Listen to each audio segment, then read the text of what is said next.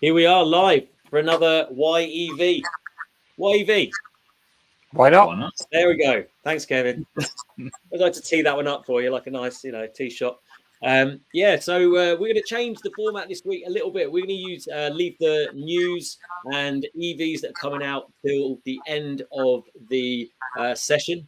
We're going to get straight into what we're going to be talking about today, which is the risks of EVs, electric cars. There's so many risks, as we get reminded about by the media so often, don't we, chaps? Mm-hmm. Mm-hmm. Yeah. I thought a good one was to start with battery fires. I think that's calmed down a little bit, battery fires. Did you guys see the Cybertruck fire? Yeah.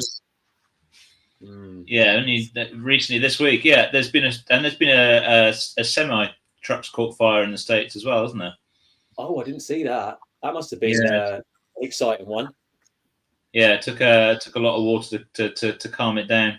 It's an interesting one, isn't it? I mean, it's one of those things that seems to go round and round and round. And I think the answer, as always, is in the grey area, but a long way towards the EV side of the fence with this one, isn't it? I mean, it just makes me think that the race to make sure that everything is LFP and a safer battery, is going to be a good thing. I mean, there's a lot of LFP battery options now, not as many as I'd like to see. Obviously, my Tesla isn't LFP, it's NMC. What are you driving again, Kevin, at the moment? I'm in a Kia e-Niro. That'll be an NMC one as well. And Alex, remind people what you're driving. Okay, family car's a Peugeot e-Rifter, which is an NMC, although I think the new one is using an LFP battery. Stantis have certainly got one in the vans. The Blinker van's using it, and a Fiat 600e, which is, I would assume, also NMC. So all NMC here. You got stuff like the BYD Dolphin, which is an amazing deal. It was a couple of months ago that I saw, which has got an LFP battery, which is great, because if people didn't know, an LFP battery is a different chemistry, and you can pretty much get a nail, whack it in the battery pack, and it's not going to explode. However, it was I must admit, I was quite disappointed to see that Tesla Cybertruck, the battery had started, but it looked like it had a hell of a whack. Although saying that, I'm not sure. Did you guys see these guys? They Whistling Diesel. Say again. Whistling Diesel got one and tried to kill it, and that didn't catch fire. No, and if anyone's not seen the video, check it out. Whistling Diesel, basically, they absolutely wreck this Cybertruck. They hit it with hammers. They put explosives on it. They do everything to it, and they do exactly the same to the F-150 truck as well. And I thought the Tesla truck did really well, actually. I thought it was a bit of a draw, personally. I don't know about you, Kev. Yeah, I mean, the back fell off the Tesla Cybertruck, but to be fair, they did hit it quite a lot on those concrete pipes first. Beforehand as well. Yeah. So if you hate Teslas or Tesla Cybertrucks, it's certainly worth a watch. It's certainly worth a watch just to watch it for the sake of that. James Skulls said he's almost bought a Dolphin a couple of months back, but then he got a great deal on a used MG5. And this is the thing: there are some awesome used deals out there at the moment. I'm certainly keeping my eye out. And next week, guys, anyone that's watching, we're going to be talking about September deals because obviously 1st September today. In the motor trade, that's Q4. And I'm pretty sure, I don't know if you guys agree, that it's the last quarter that they've got to register enough EVs to make sure that they register at least 22% of their new vehicles to be electric, or they're going to get huge fines each vehicle as per the ZEV mandate, which not many people know about. Sunak, reversed the ban, but he didn't reverse the ZEV mandate. So if you don't know about that, look into that and check out the deals that we're going to be finding for people for next week. But yeah, it's an interesting world at the moment, that's for sure. Yeah, definitely. What was James? What was the deal on the MG5 out of interest? If we go straight into, we're talking about battery fires. Has anyone seen any other ones? Because I don't remember seeing anything in the media for ages. I don't know about you guys. It seems like every time anything catches fire at the moment, someone blames it on being an EV, even if there's demonstrable evidence that it's not. It's funny, isn't it? I mean, there's a lot, as I say, a lot of figures out there about the kind of the void between EV and ICE battery fires, and certainly the rate is a lot lower on EVs. The numbers are slightly skewed, obviously, because generally speaking, the EVs are going to be newer vehicles that are less likely, in general, to catch fire anyway. But I don't see it closing the gap. Obviously, it's just that kind of case of, because you get all these things like, oh, so-and-so fire service is expecting a rise in battery fires. Well, they will, because there's going to be more EVs on the road. That doesn't necessarily mean that they're expecting that they're more likely to spontaneously combust. It's just they have to be ready for there being more on the road. They're going to deal with more battery fires, aren't they? I mean, just any model that launches is going to the rate of fires for those is going to increase, isn't it? So yeah, I remember when I was younger, though, lots of campaigns being on the news about brake fluid catching fire, and all the stuff they used to do with ICE cars used to catch fire, and they worked out it was the brake fluid that was the thing that ignited, rather than, because I remember them doing a big test where they sprayed different materials in a vehicle onto like a hot exhaust manifold, and things like the fuel didn't ignite and it was brake fluid. I mean, look back to the Zafira. Remember, there was a big campaign for mass recall on the Zafira because some electrical wiring was catching fire behind the dashboard. So, it's car fires are not a new thing. I think it's just at the moment EV fires have become quite newsworthy. I can say I've driven down a motorway and seen a petrol car on fire at the side of the road. I can't say I've seen any EVs on fire at the side of the road, but I think all of us can probably say we've seen a petrol car on fire somewhere.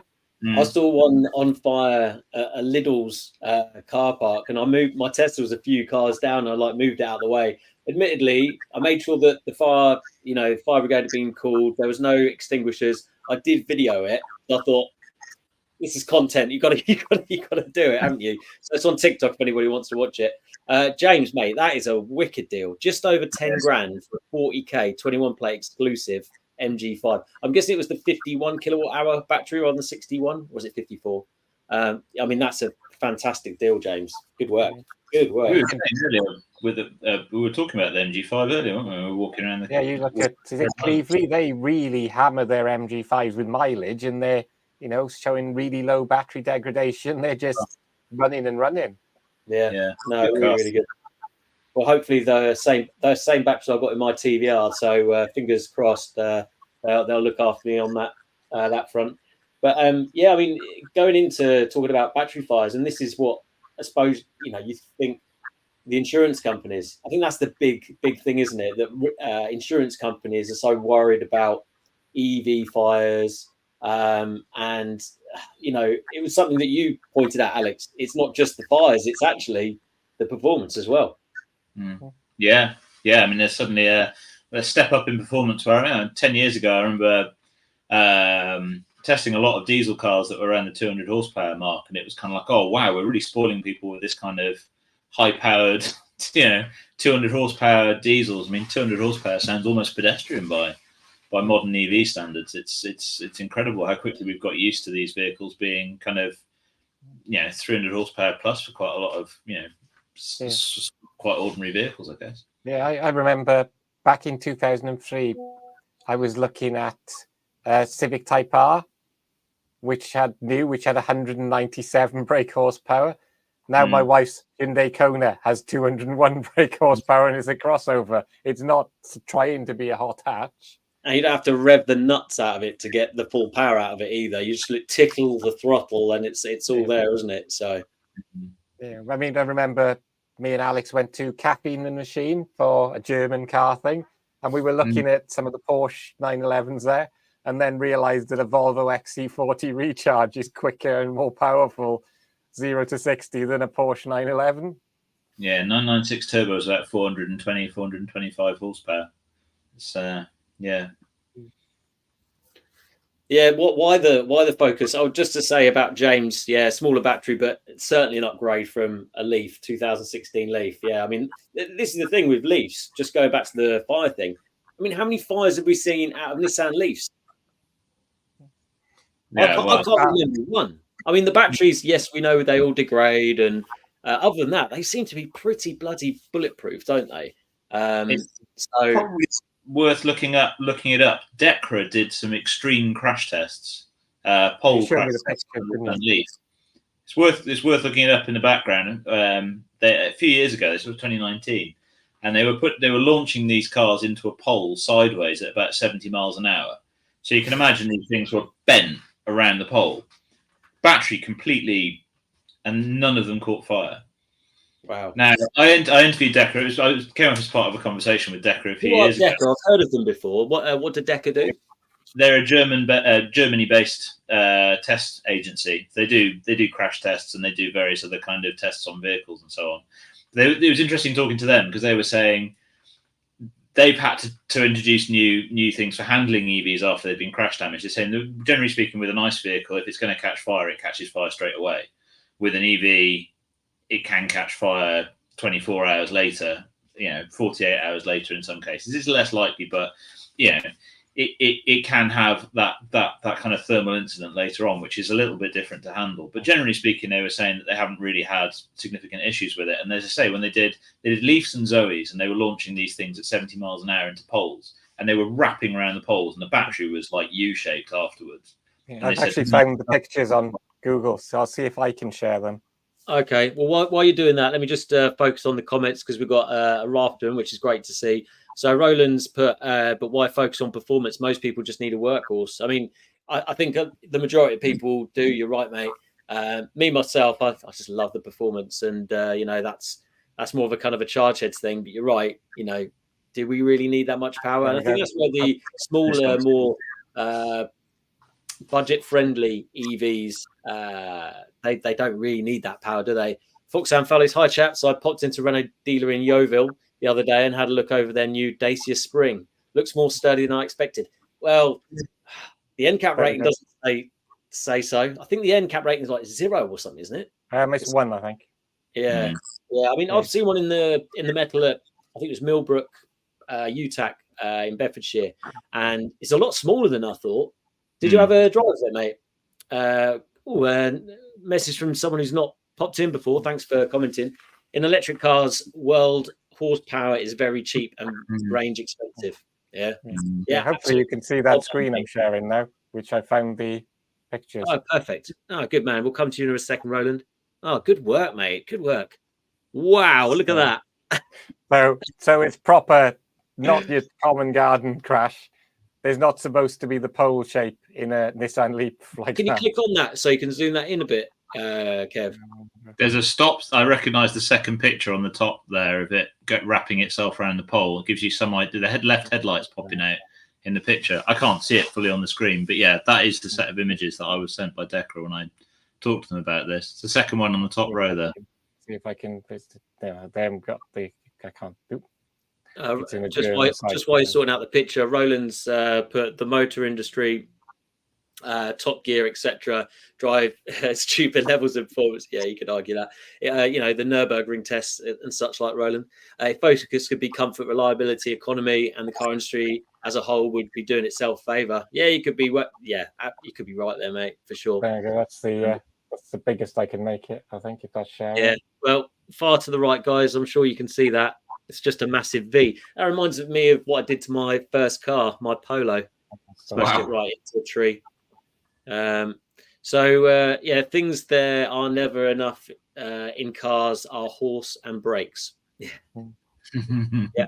I must admit the brakes on my Tesla Model 3 long range are awful for the performance, but they're not awful anymore because now I've got Tesla Model 3 performance calipers and discs under 18-inch wheels, I hasten to add, which most people think you can't fit them under, but you can. Check out Chargeheads video for that.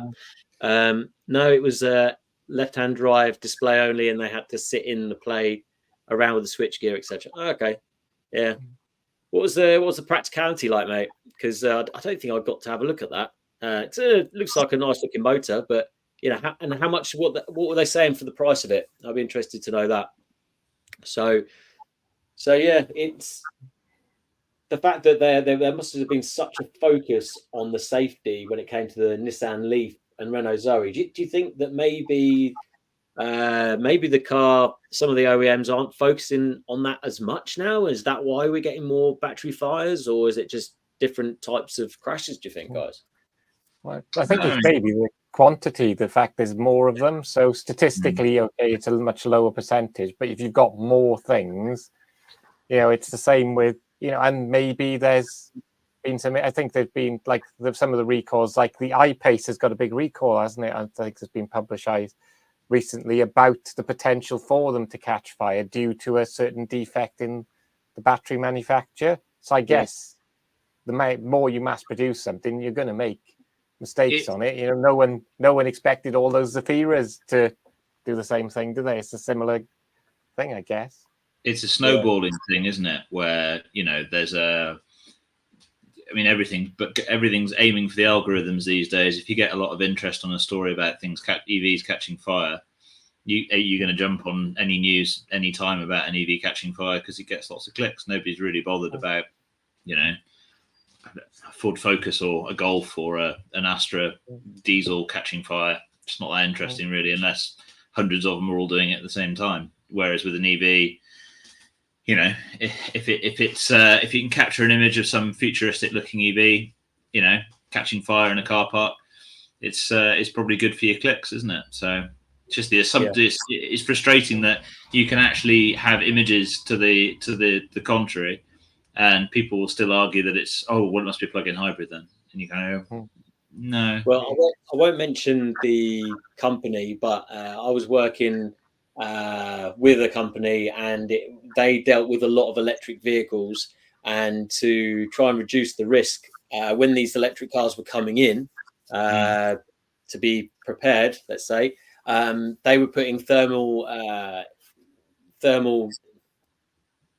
cameras to check to see what the battery temperature was, because that's a good way of working out to see if an electric car is potentially an issue, or it's just about to be an issue.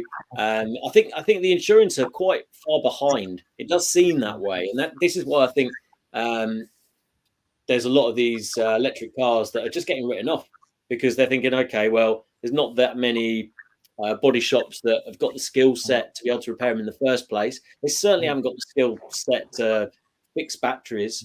They probably haven't got the skill set to replace batteries. And it's like, oh, okay, well, to get it back on the road, we need to check all these things. And this is, I believe, why so many electric cars are being written off. I think maybe I can speak to EV Breakers if they agree, but I'm pretty sure that was what they were talking about. There's a big issue across the industry at the moment in terms of, this is some of it's a knock-on effect of the semiconductor crisis and things, where rental fleets, courtesy car fleets are smaller, parts waiting lists are much longer than they used to be, and obviously the cost of a claim and the cost of a repair are two very different things. So you could find that you've got a vehicle that's got light damage, but if it's going to be waiting 6 months for a part to arrive and you've got to give somebody a courtesy car for that time, and you're trying to replace like for like, then the cost of the claim can make the car, not worth repairing, even if the damage itself is entirely repairable. The other thing that's interesting at the moment that's going on, and I've had some conversations about this and got some quite differing responses, is to do with the move towards gigacasting. And what that means for repairs and so on. And it differs as well. So Model Y is using gigacasting, and the right-hand drive ones are using it just at the back. The left-hand drive ones are using it front and rear. So pretty much the whole rear section of the car, the boot floor, the shock towers, the chassis legs, everything is a single piece of die-cast aluminium.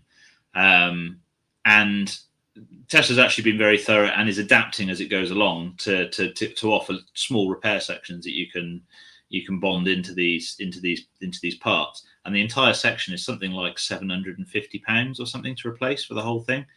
And they're saying the thing that the insurance industry is still trying to work out. Thatchham's quite for it, although at the moment, when I spoke to them end of the last year, start of this year, they were looking at kind of light rear end impacts to make sure that if you have a bump in town, that it doesn't write the car off because you've damaged this large piece. They've got sections that can repair that, but it's then at what stage you end up destroying part of the structure that can't be repaired.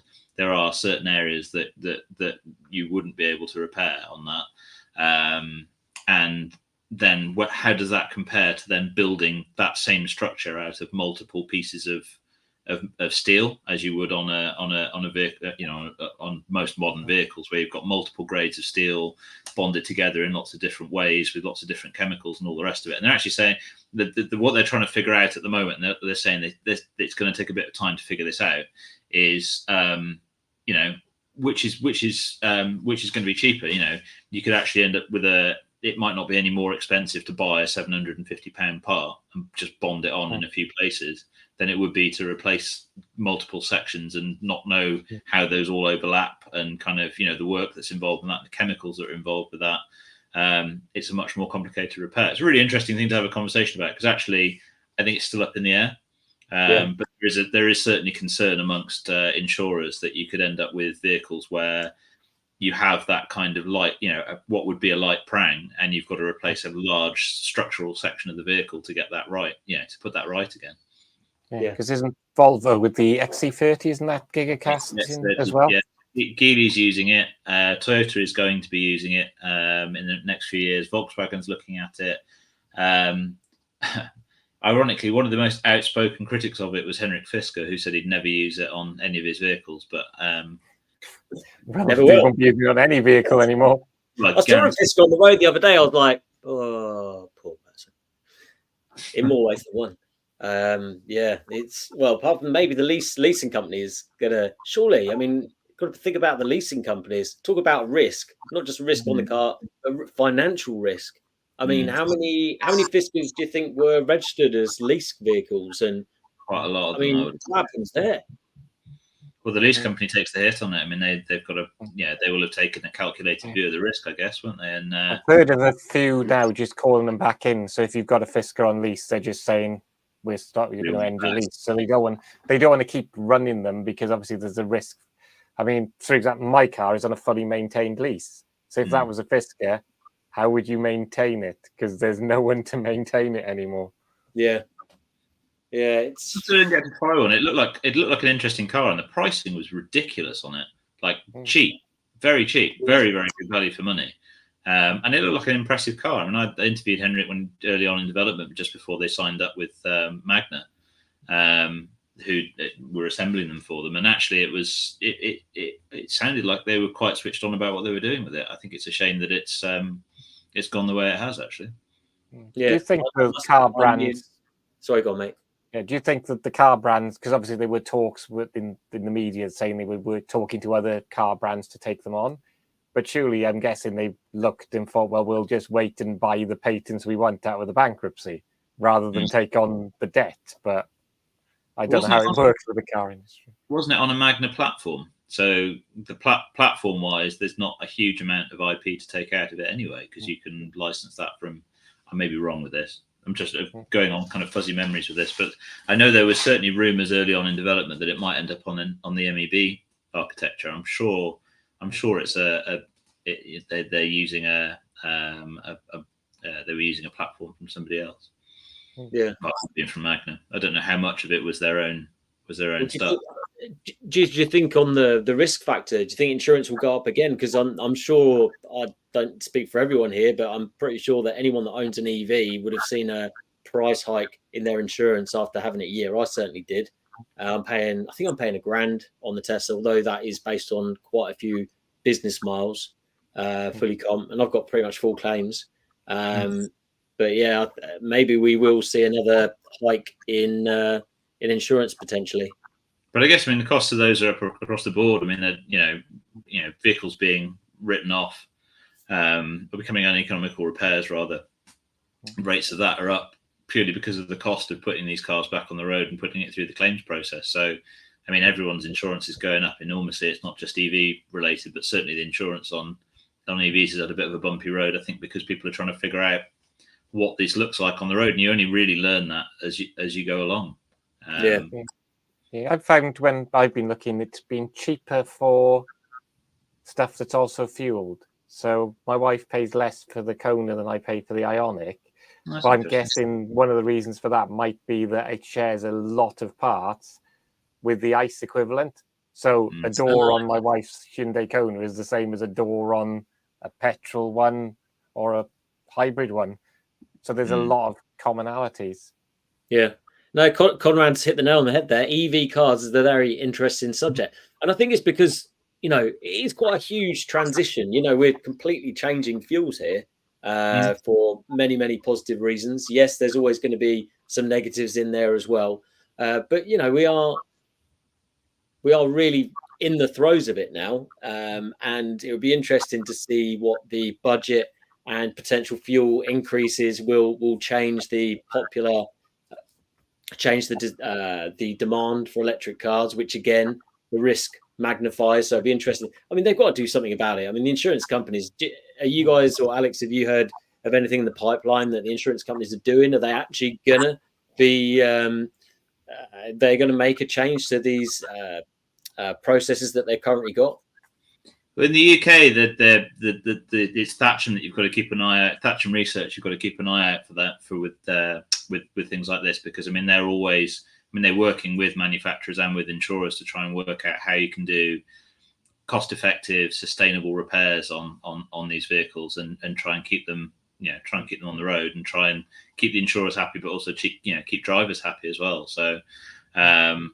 Interesting that they were very, very positive about the whole the gigacasting side of things, and I think it's just a case with this is of the market kind of reaching a level of maturity where you've got these vehicles on the road where what things like I hate to say the fire risk again, but what these vehicles like when they're 10 years old and they've been through 10 years of actual road use. I mean, you can simulate this with testing and all the rest of it, but there's no substitute for 10 sets of 4 seasons of real world use. Nobody really knows how the batteries are going to age because you can simulate it to an extent. You can be very confident to an extent of how in terms of how these vehicles and how their components are going to age, but actually until you start to see large volumes of these coming through, you're not going to know.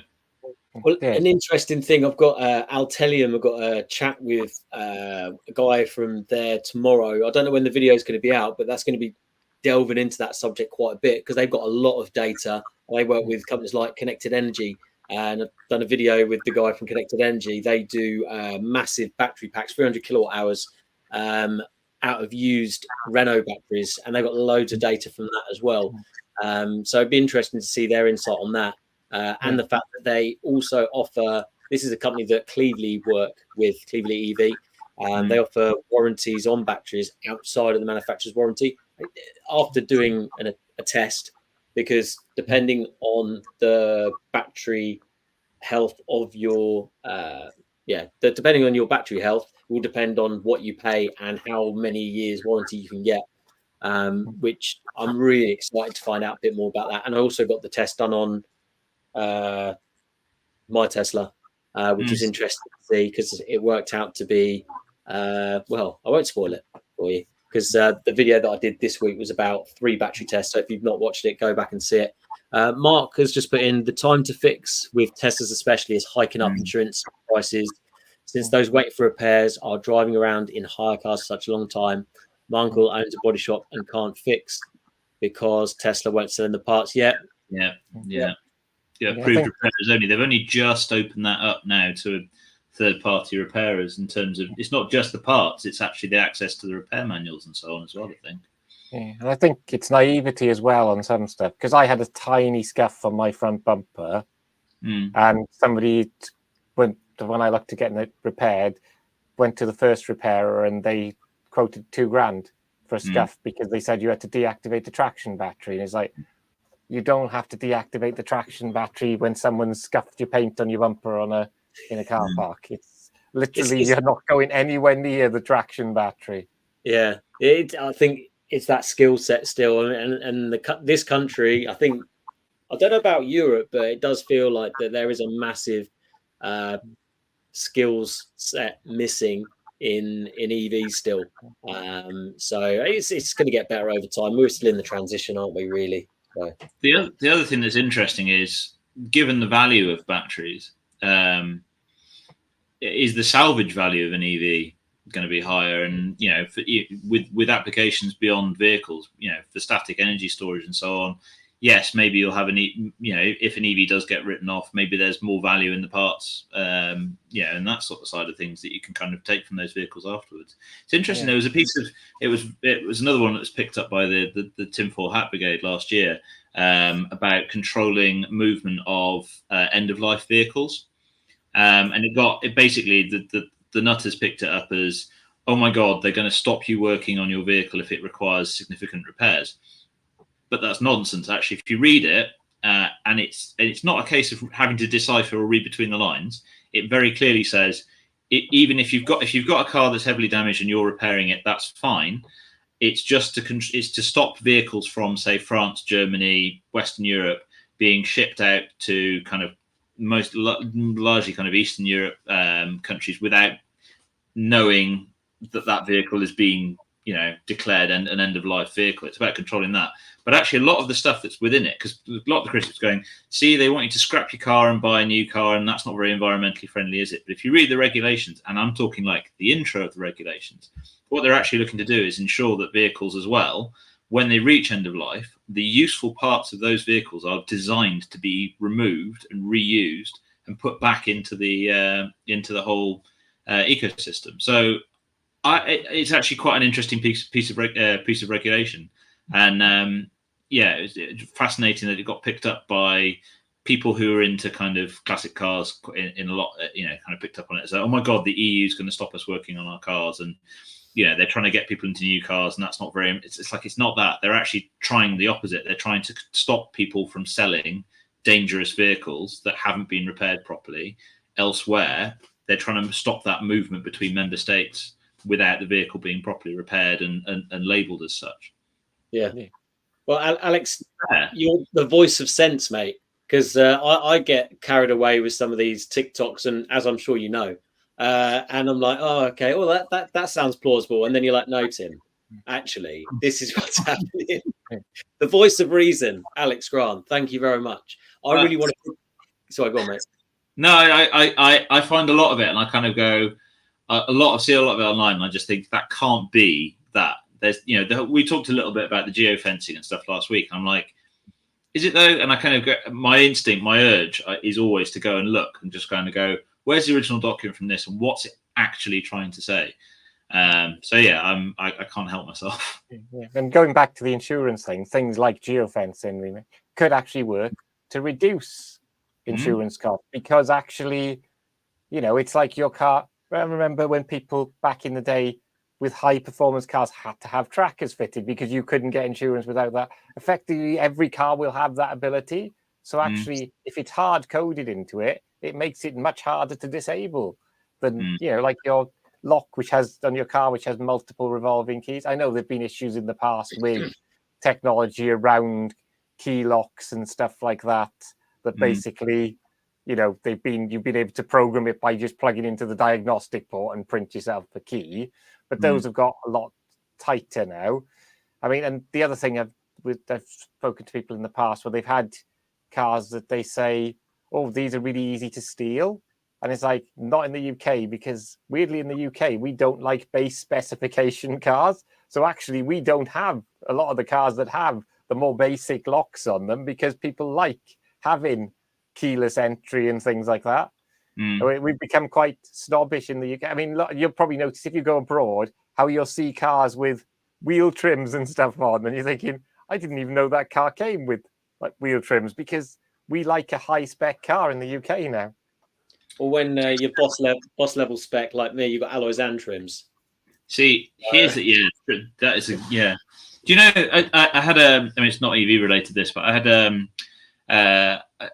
my line of work rarely lines me up with design with car designers, but I ended up having it was on the Renault when Renault launched the previous Scenic, so the last so the one that was somewhere between an MPV and an SUV. We had Lawrence van den Akker as a guest at the launch, and I got to the dinner late, and actually the only seat that was available was on his table. Not that I actively avoid sitting next to a designer, but I rarely get the opportunity. They tend to get kind of picked up by your Top Gears and your Auto Cars and your Auto Expresses and so on and so forth. So I wasn't expecting as a fleet journalist to get to sit down. And he was a great host. So he went around everyone on the table and he said, right, who do you work for? What's your audience? and I'll explain to you how the conversations that we've had to get the car to this point. Now, a few things came out of that, but the first one of the really interesting things that he said is that, speaking of low spec vehicles, the Scenic that generation of Scenic was only ever put on 20-inch wheels. So in the UK, we got a full range of Scenics from the base spec, and they were all on 20-inch alloy wheels. And they said what that enabled them to do is to design the suspension for the largest possible wheels. And they said it's the first Renault in history to have larger wheels on the production car than the concept. The concept was on 19s. Now, he said the resistance they had from that was in markets such as Spain, Portugal, where they do tend to have the lower spec ones at the bottom end of the range. They said the pushback from them was, well, yeah, but the base spec vehicles here have steel wheels. And he said, fine, we'll make steel wheels. So in Spain, I know for sure because I've looked it up on that, you can actually get a last generation Renault Scenic on one-off 20-inch steel wheels with 20-inch hubcaps, plastic hubcaps. And I'm looking at that thinking, why has nobody put 20-inch Scenic wheels on something? Because they'd be wild. I mean, they must fit onto other vehicles. I mean, 20-inch banded Renault Scenic wheels would be an interesting thing to put onto something else. But yeah, just the idea that they had to specifically make a set of steel 20-inch wheels to continue with the suspension design around that. It's just one of those things. It's kind of a really interesting conversation to have. I just want to go back to the Foxhound Follies, and then we'll get back to where we were again, because I don't want to miss this one, because he had a really good point here where it said he's put, do they have to deactivate EVs to put cars in the oven to cure the paint, which I thought was a really good point, because ultimately you don't want to heat the batteries up too much because that would degrade the batteries, right? Although Nissan Leaf you sir, of course. But I thought that was a really good point, and I wanted to kind of share that. So it'd be interesting if, I don't know if you guys know, but I thought I'd just pop that in there as well. Ex-Rotary guy. Well, Rotary guy. I love a Rotary. I've never owned an RX-7. That's one of my Jap cars I never bought in the end. One day.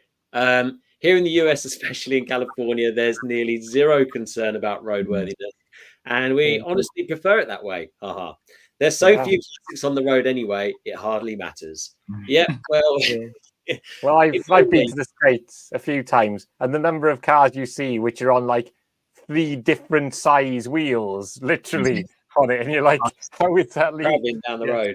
I remember getting picked up from the airport in New York years ago. This would have been 2010. Getting picked up by some Ford, by a New York taxi driver in some Ford SUV of some sort. And every time we were going over bumps, the windscreen wipers were jittering. And I remember, so I sat there thinking, I think the suspension might have actually pushed through the top mount and is actually sat on the bottom of the wiper arms or the wiper motor assembly under the somewhere under the scuttle panel, or it's pushing on something that's. Every time we were going over bumps, the whole car wasn't rattling, but the wiper mechanism was rattling around like it was connected to the suspension. So God only knows what had collapsed or fallen apart on that. But yeah, not good.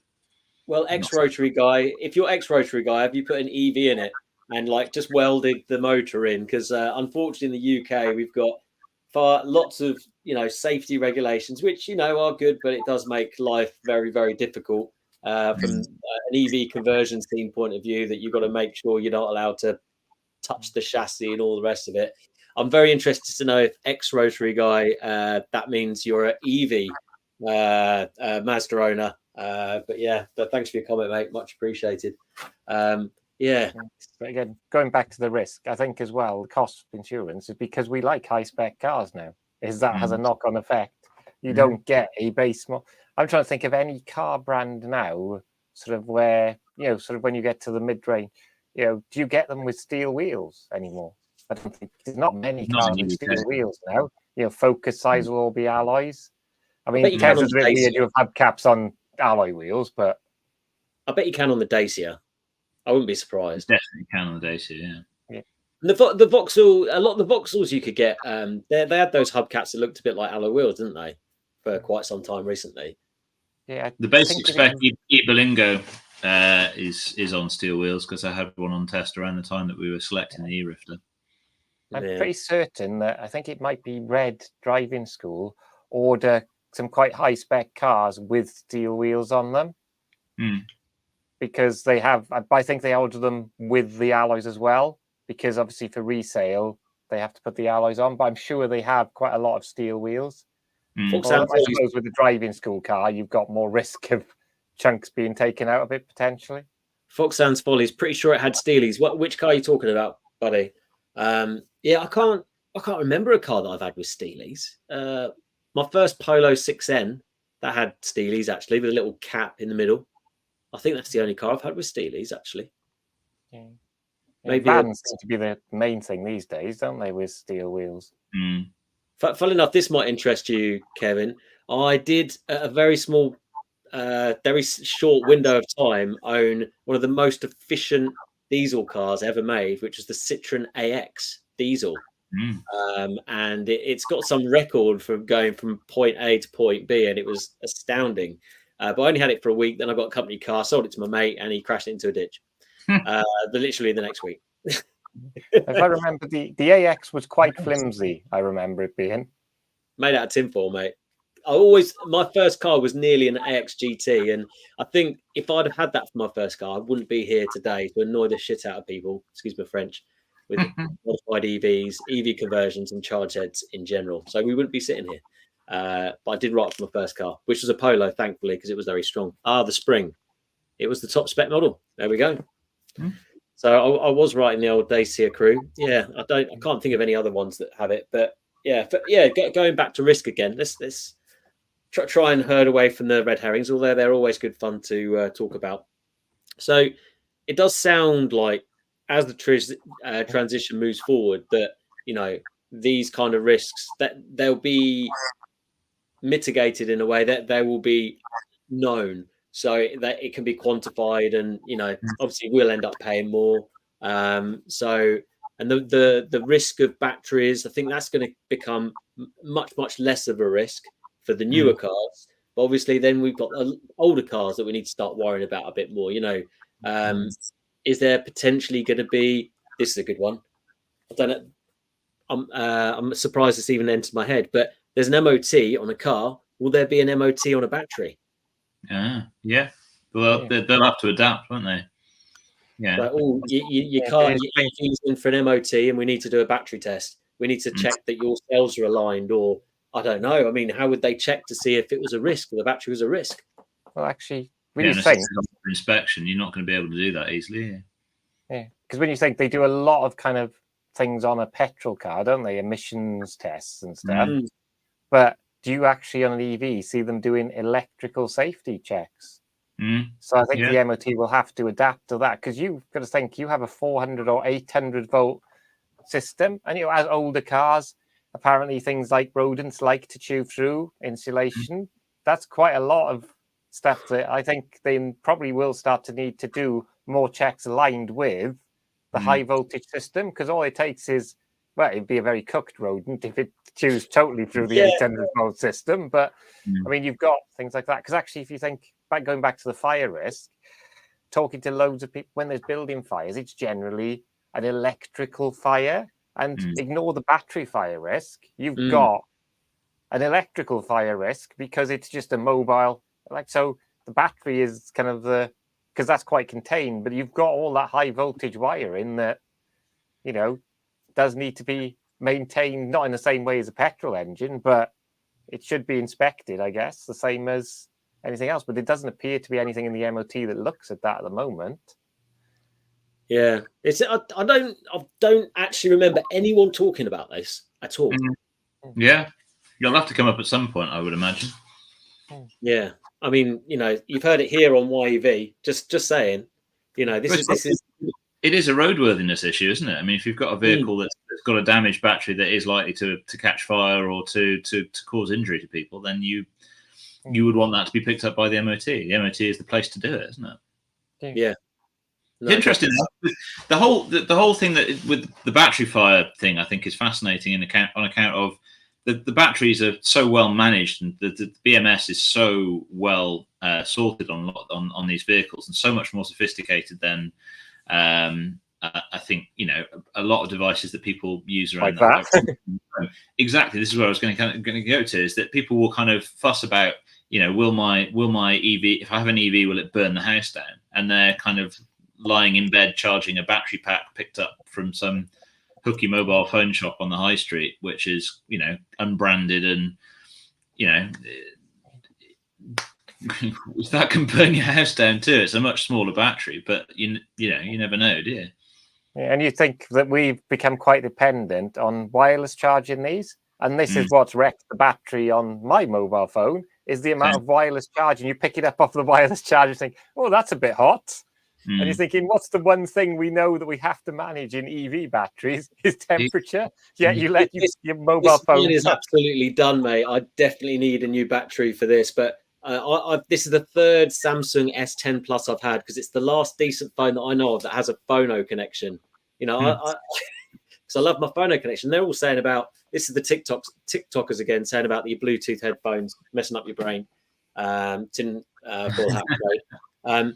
I was just thinking, because I do that sometimes, and it was because I thought that Alex was going to say a well-oiled machine, and I was thinking that maybe we could have a section on YEV where we're talking about, the electric version of these phrases, because, we've got the running on all cylinders is running on all phases, of course. So maybe we could start integrating this kind of language out there. So a well-oiled machine, I'm not sure.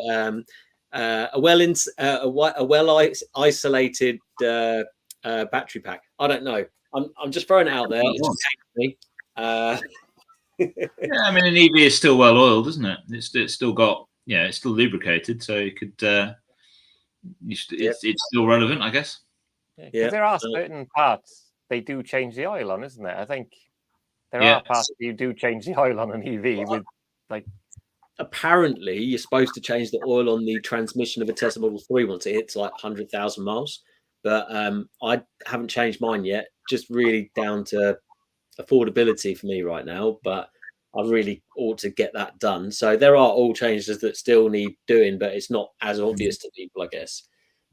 So we need to, keep pumping that oil for certain things, don't we? Unfortunately. I think that's the worrying trend, is that I think, didn't Tesla say you don't need to service your vehicle? You just take it in when something goes wrong. And it's certain other things that kind of can fail. As many people may know, we do have a fair number of potholes on our roads. So your Tesla is as susceptible, as you know from one of your videos, to suspension wear as any other car. Well, to be fair, the first service that mine had was mainly because my MOT, I failed my MOT the year before on a suspension issue. And I thought, do you know what? I'll get it checked out. And I had Cleveland EV. There's a video about it. Of course, there is on the channel to check around the vehicle. And that was the only service that's ever been on it. I think the MOT, so a lot of people say the MOT isn't good enough.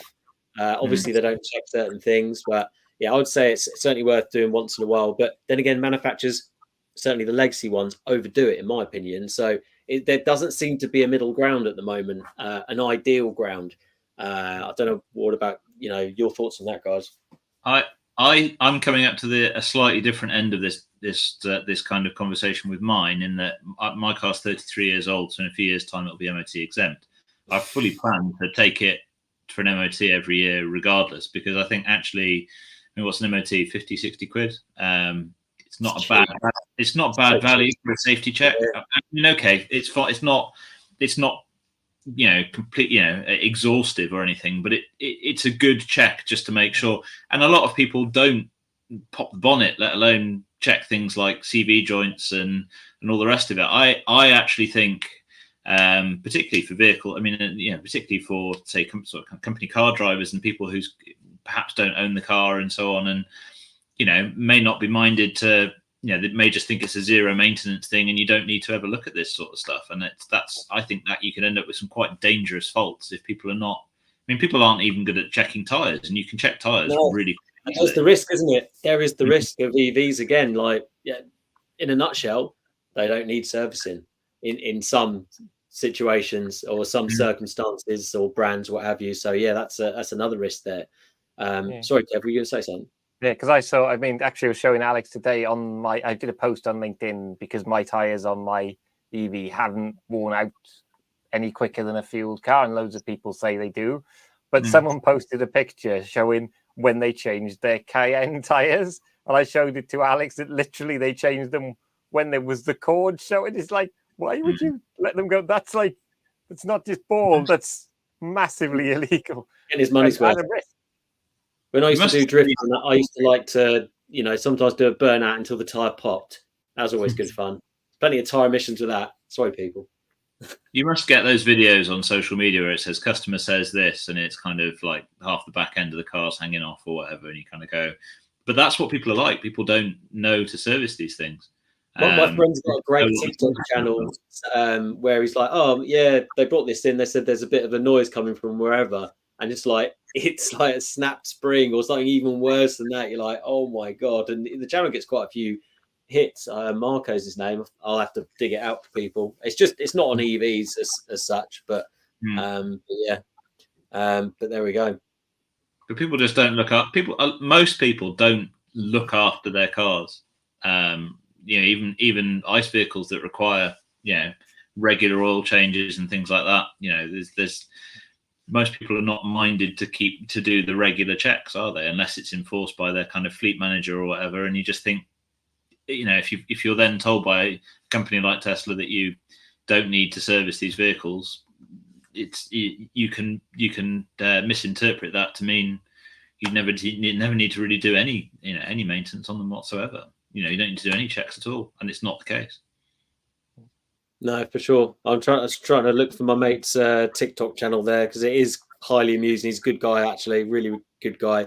I thought because we're getting towards the end of the hour, not that it has to be an hour, but it does sound like we've run out of a few risks in terms of talking, although there's a comment here which I'll talk about. Any other risks that people are thinking of that they thought we might talk about, or any that have come to people's mind, whack it in the comments now or afterwards. You can talk about it next episode perhaps as well. So we've got a comment here, and then we'll go in after I've gone through this. We'll go through new car launches and just any other business. So ex-rotary guy has come back, autocrossing a Tesla Model 3 now. Good lad. Super fast but super heavy compared to my former 60s, 70s, 80s autocross toys. We need a picture of this ex-rotary guy. Whack it on tag me on Instagram or Facebook on Chargeheads, and I'll share it next week because that would be great to see. Because there's some great suspension lift kits for Teslas, actually, from I think it's either Mountain Pass Performance or Unplugged Performance. I saw it in the other day. It looked really good. Autocrossing was actually what the Ford Mach-E Rally was designed for, because people in the States do like to just turn up and drive what you brought on. It's more like rally crossing, we'd call it, I think. Yeah. But you do turn up in your own car, so that's why they made the Mach-E Rally. It's more for that type of rallying than what we think of rallying, through a Welsh forest in mud and rain. I've just been imagining, whenever I hear rallycross, I think of Metro 6R4. And then as you're talking, I was imagining Kit Car 6R4, which, funnily enough, there was one at Santa Pod when we did some racing with Rusty. There's a video about it on the channel. And it was a kit car. I didn't know that they did kit cars. How cool would that be to have a 6R4 kit car with a couple of Tesla motors or whatever in? That would be pretty awesome. Like a retro styled one. Like new style. RS200 as well. I love an RS200. Rallycross car. It was when they banned a lot of rally cars, wasn't it? That the RS200 became a rallycross car then. That's it. Right, let's share the screen. Let's show you some of the new cars this week, or certainly recently. What's the first one that's going to come up? It's going to be, the excitement. It's going to be the Frontera. Sorry, not so much for the US viewers. Now, in my opinion, it just looks like a bigger Mocha. What do you think, guys? So I think this actually goes back to what we were saying a bit earlier on in the call about most people wanting something quite ordinary. The interesting thing with this is that there's price parity, list price parity between the 1.2 petrol mild hybrid and the electric version. So the electric version's got a 44 kilowatt hour battery, 113 horsepower electric motor, and a WLTP range of 186 miles. I think that one's a render. That was it. Yeah, the one, yeah. The price is exactly the same between the base petrol and the base electric version, which is quite an interesting development, I think, in that sector. That's kind of, nudging people towards getting the EV, I guess. It'll be interesting to see what the prices look like on monthlies, and but we're getting to the point now where, as whether that kind of excites you or not, that's it's another step towards kind of getting EVs on people's shopping lists, isn't it? It doesn't look too bad, but the fact that I know it's a Vauxhall, I just don't really want to touch it with a barge pole. I'm sorry, but also at the back here, you notice like the rear shoulder line at the back. All the EVs seem to be doing this at the moment. I'm not sure if I like it. It's the same car, as far as I understand, as the Citroen EC3. The two look very. They're on the same platform and very similar. And that rear window line looks an awful lot like the EC3 and the C5 Aircross as well. Right. Go on, sorry, Kev. Yeah, I think what we've got, so as car people, what we've got to remember is there are a large proportion of car drivers that don't have the same kind of emotional attachment that we have to cars. So it's just, some people want a car for A to B. You've got cars like that just bring this all the cars that actually someone wants a kind of just an A to B car. They're not really bothered about what it looks like. They just want cheap, reliable motoring. It's refreshingly it's kind of it's an honest car, this, isn't it? It's not gone extreme with the performance. It's not gone extreme with the styling. It looks ordinary. It's got ordinary performance. It's got a useful range. The price is realistic. I think it's I think it's a decent looking car. I think I think this is the kind of thing that a lot of people will look at and kind of go, oh, yeah, I could live with that. No, sure.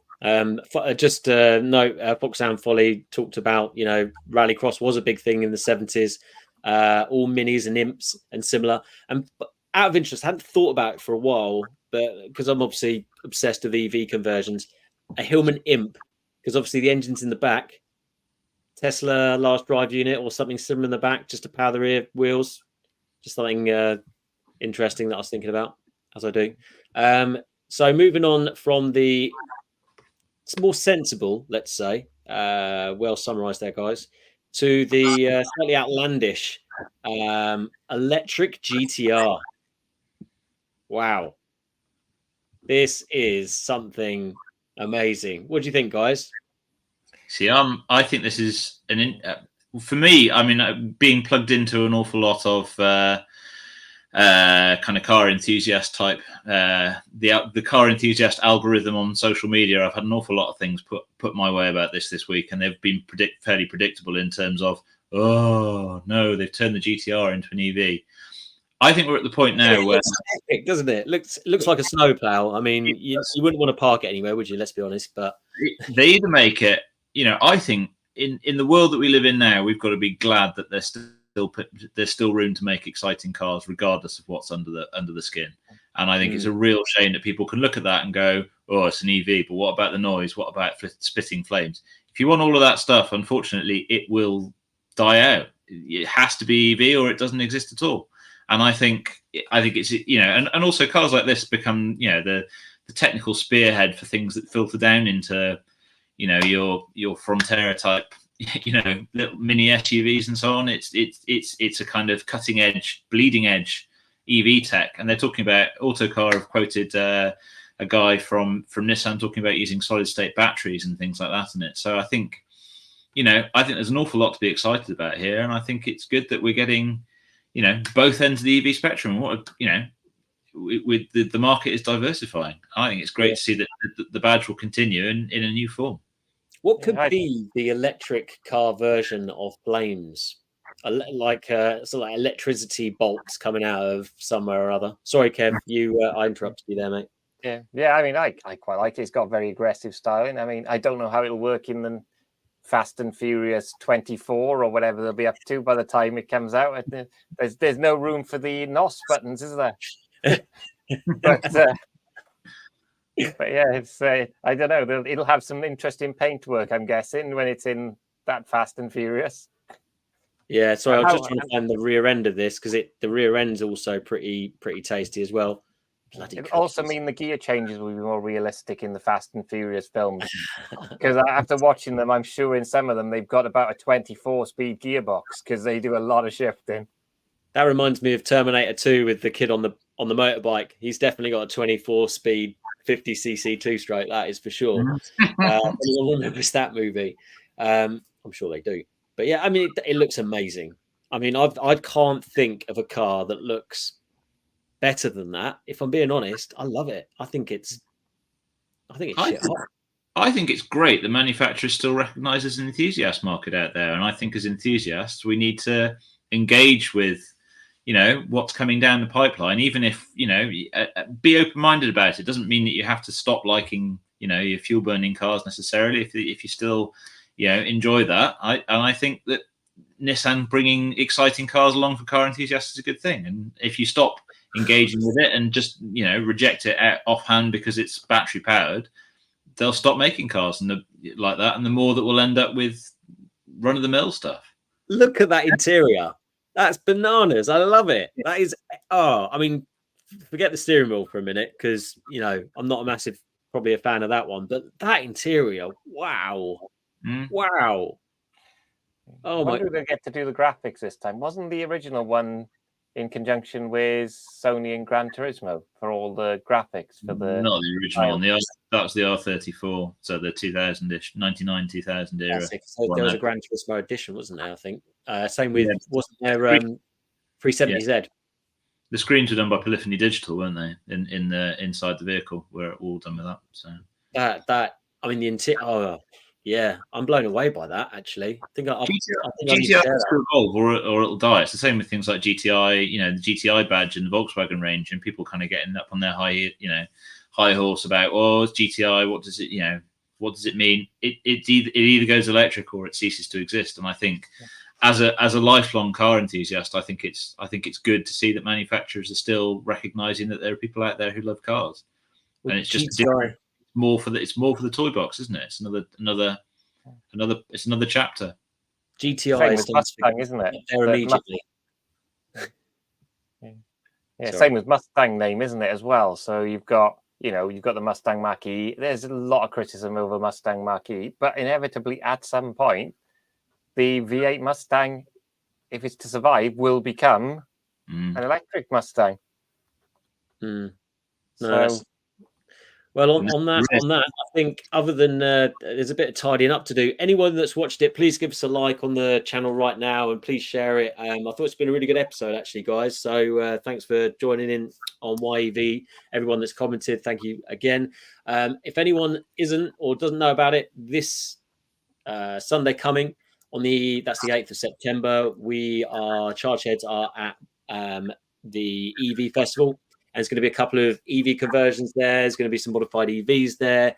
If you've got modified EV or EV conversion and you want to jump on the Chargeheads area, then let me know as soon as possible through the socials or whack it in chargeheads@gmail.com. But just come down. Going to be selling some Chargeheads t-shirts as well if anyone wants one. If you can't make it, let us know on the email again, chargeheads@gmail.com. £15 plus postage of £4. And it sounds like Kevin's going to be there as well, which would be good. And yeah, I'm really looking forward to that one. It's going to be really, really good. Guys, have you got any other business, anything you want to talk about before we sign off?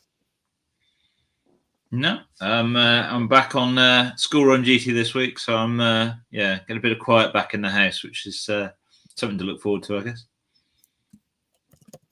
What's that about yourself, Kevin? Anything going on? Trying to think. Nothing much really. Just testing that Nero EV this week, so see how efficient I can get that one. There we go. And I start my new job And my new job, for people that, well, no one will know yet, really, I'm going to be working for Dynamon, and they are in e-mobility software.